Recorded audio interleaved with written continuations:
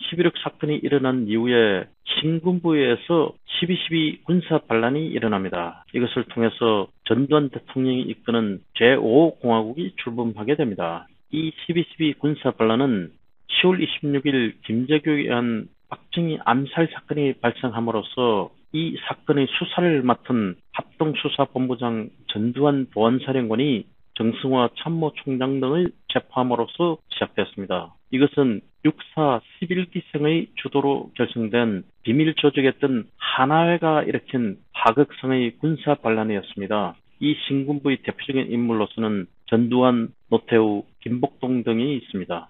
이 12.12 군사 반란을 통해서 신군부가 군부 권력을 장악하고 정체적인 실체로 등장하였습니다. 1980년 5월 17일 비상계엄 확대 조치를 통하여 정권을 장악하고 그해 5월 18일 광주 민주화 운동을 강경 진압했습니다. 그 이후 통일주체 국민회의에 의한 간접 선거로 전두환이 11대 대통령으로 취임하였습니다. 이 제5공화국의 전두환 대통령은 1958년 5.18 광주 민주화 운동을 강경 진압했습니다. 이 5.18 광주 민주화 운동의 배경은 1980년 5월 17일 신군부가 비상계엄을 전국으로 확대함으로써 정치 활동을 금지시키고 휴교령과 언론 보도 검열을 실시했습니다. 이때 김대중, 김영삼, 김종필, 소위 상김 정치인을 감금하고 군병력으로 국회를 공세했습니다. 이에 따라서 1980년 5월 18일 광주시민 전남도민이 신군부 퇴진과 계엄령 철폐 등을 요구하며 민주화 운동을 벌이게 됩니다. 이에 대해서 신군부는 계엄군을 투입해서 무차별 강경 진압을 실시하고 1980년 5월 27일 전남도청의 시민군을 무력 진압하게 됩니다. 이 5.18 광주 민주화 운동은 민주주의를 향한 민중들의 항쟁 의지를 보여준 사건이었으며 이 5.18 광주 민주화 운동이 6월 민주항쟁으로 이어져 갔습니다. 이 5.18 광주 민주화 운동을 배경으로 해서 만든 영화가 택시운전사입니다. 제5공화국이 끝나면서 1987년 6월 민주항쟁이 발발하게 됩니다. 이에 따라서 노태우 대통령은 6.29 선언을 선포하고 제6공화국이 출발하게 됩니다. 1993년에는 김영삼 대통령이 선출되면서 최초의 문민정부가 출범하게 됩니다. 김대중 대통령이 계속해서 민간인으로서 대통령으로 선출되게 됩니다.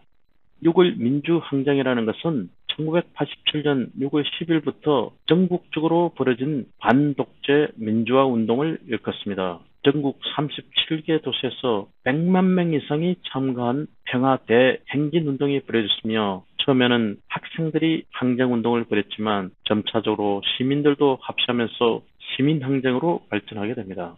1987년에 서울대생 박종철 고문치사 사건이 발생하고 그 해에 연세대생 이한열이 시위 중에 최루탄에 맞아서 사망하는 사건이 발생합니다.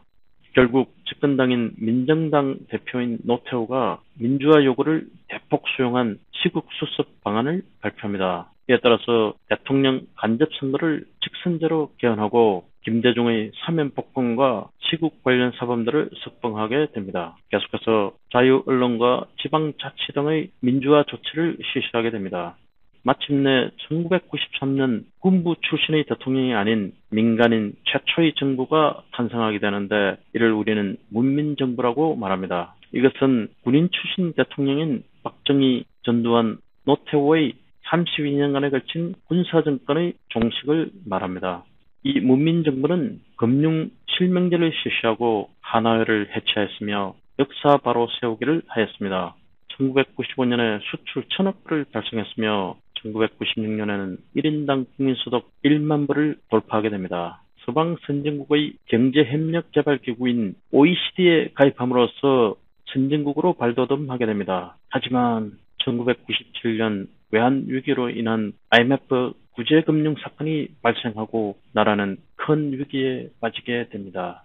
대한민국의 경제 지표를 고도성장기와 저성장 시대로 나눠 살펴보면 이와 같습니다. 노란색 그래프가 경제 성장률이었는데 여기서 보는 것처럼 2차 석유 파동 때 경제 성장률이 급격하게 떨어졌다가 IMF 위기 때 또 한 번 경제 성장률이 떨어지게 됩니다. 2009년도 미국 금융위기 왔을 때 또 한 번 위기를 맞이하게 되죠. 이 와중에 1996년에 OECD에 가입하게 되고 그 이전에는 고도 성장기였지만 OECD 가입 이후에는 경제 성장률이 줄어든 저성장 시대로 돌입하게 됩니다. 대한민국의 무역 실제에 대해서 살펴보면 2010년 기준으로 볼 때 한국은 세계 7위의 수출 국가가 되었으며 이 당시 수출은 4,674억 달러였는데 1965년 당시 수출이 1억 달러였으니까 46년 동안에 무려 4,600배 이상 수출이 증가한 것입니다.